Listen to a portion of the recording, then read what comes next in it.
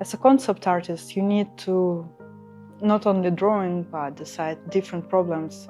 Every day you need to learn something new, and you don't know what you will need in the future. Humanity needs to study on their mistakes and see what will happen if you decide to do this.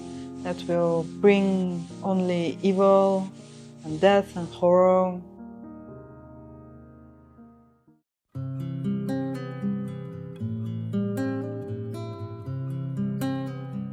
This is Marina Nechaeva, a Russian concept artist in Guangzhou. Concept art for her, as she told me, was about world building. When you do this, you go to this imaginable world.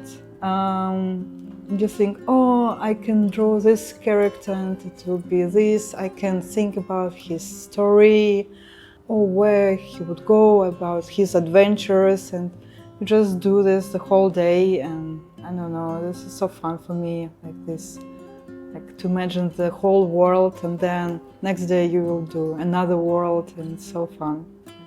Sounds like making a movie, doesn't it? However, her family, her ancestors, lived through something no less movie-like, or perhaps, more accurately, something that inspired many artists followed. Marina's great-great-grandmother, Olga Ivanovna, had a legendary life. Born in 1896 in St. Petersburg, she lived through the First World War, the Russian Revolution, and later the fight against the Nazis during the Second World War.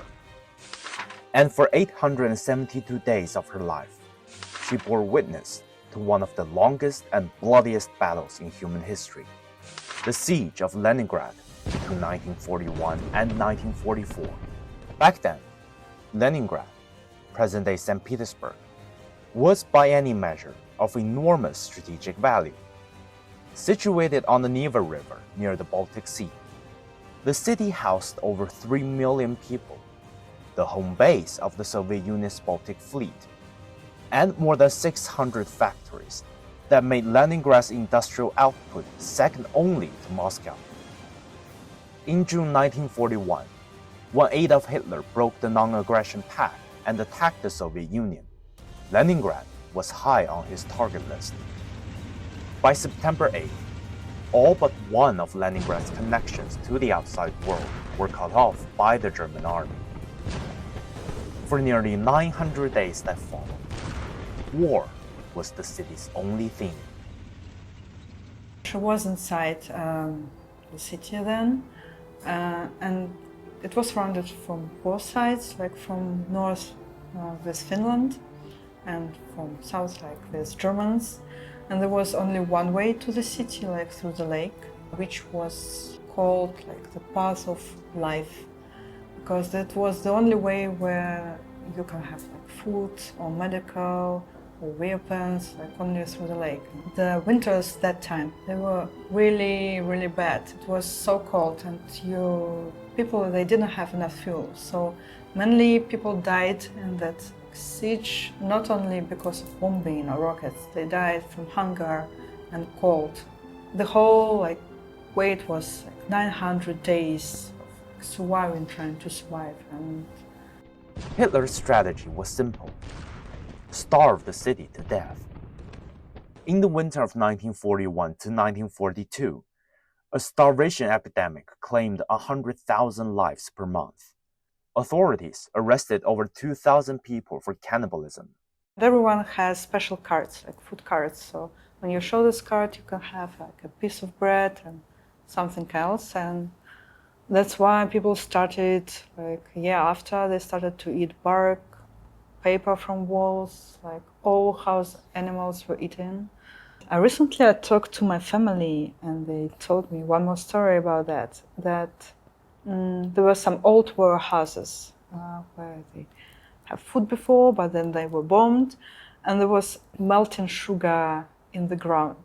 My family, they went to those warehouses to have this melted sugar, and they put this in water and blend this so you have something sweet, for your body. So it was really hard. My great-great-grandfather got into hospital because he was too weak of hunger.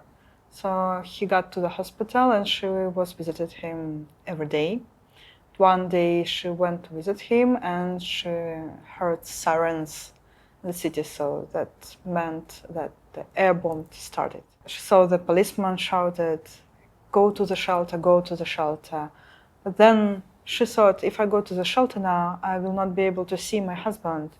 And it was very important for her. So she decided to find some hiding near buildings. So she hid there, just in one building, and everyone, like the whole street, went to the shelter. And then she saw the strike, and the strike of the bomb was right in the shelter. So everyone on the street, they died. Like, she was the only survivor. Just, I think, the pure luck. She thought, I need to see my husband, and went to the other side. And yeah, it's such a horror, I think. It's so difficult to talk even about this, that they had to experience those times.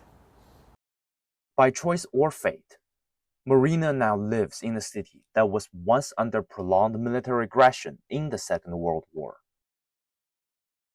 From August 1937 to October 1938, Japan bombarded the city of Guangzhou. Betraying the Hague Convention, Japan targeted not only military structures and personnel, but civilians, especially the densely populated business district. This is what it looked like. Over these 14 months, more than 6,000 residents died, and nearly 8,000 were injured. More than 4,000 rooms were destroyed. This was written by Xia Yan, a renowned Chinese literary figure during that time.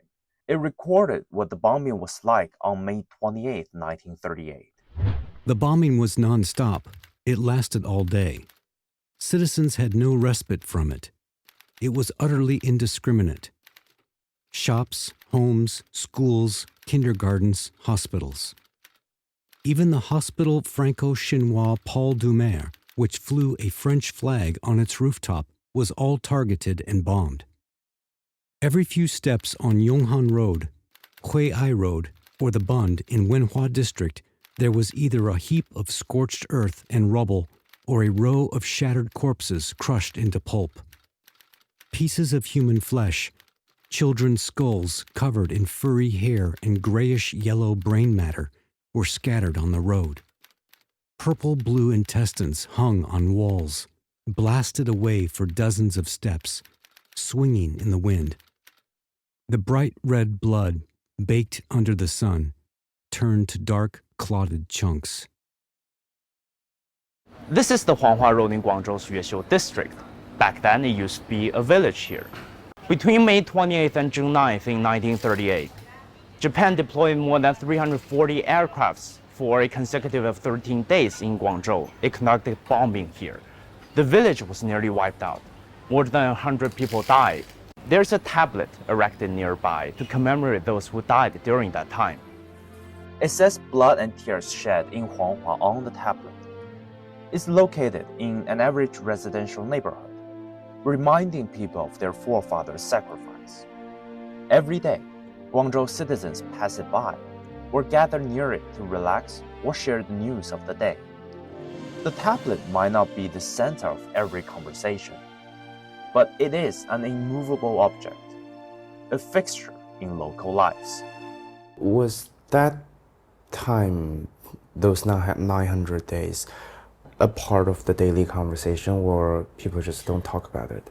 As I know, like some people can talk, but usually no.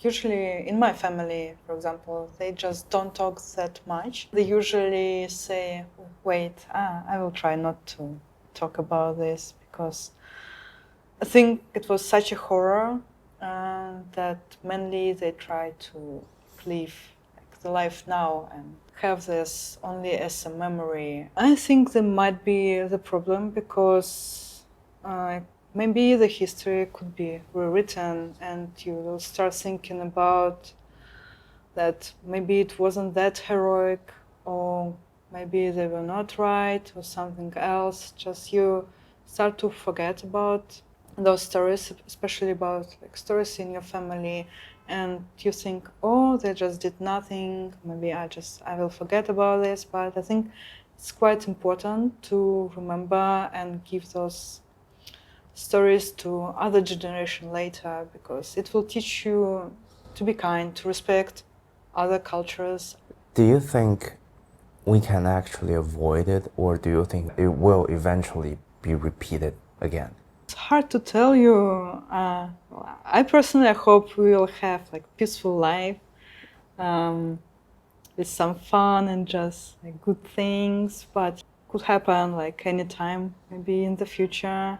So that's why you need to learn from those like, history moments, and like just be kind to other people around you. Just try to understand them.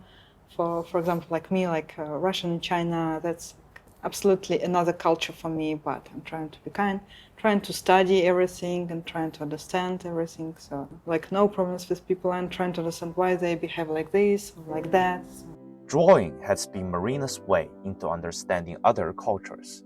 She told me that it's natural for her to take her sketchbook with her on the road, find a place of interest, sit for 30 to 40 minutes, and sketch out the view in front of her. As she continues her sketch on this particular corner of the Forbidden City, she told me that it's not a simple replication of what she saw. She tries to put a piece of herself into it.